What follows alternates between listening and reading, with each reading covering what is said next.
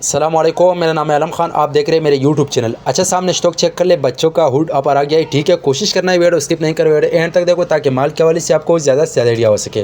तभी मैं इसके थोड़ा सा विजिट करवा रहा हूँ। कोशिश करना है एक एक पीस नोट कर दो। अच्छा भाई, ये चेक कर ले।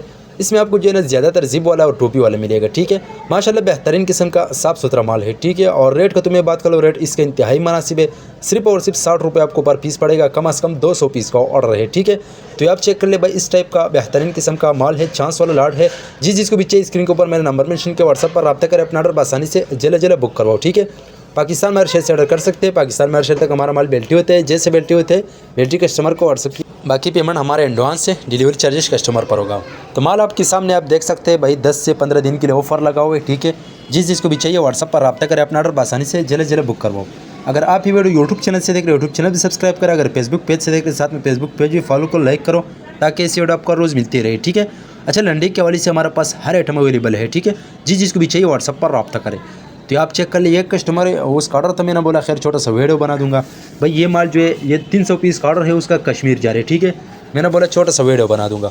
तो आप चेक कर ले, इस टाइप का माल है, बच्चों का हुड अपर, ठीक है। भाई चांस वाला माल है, सीज़न में चलने वाला माल है, तो इसका डिमांड भी काफ़ी ज़्यादा है, ठीक है। ये चेक कर ले। उम्मीद करता हूँ आपके स्टॉक के हवाले से आपको ज़्यादा से ज़्यादा आइडिया हो चुका है।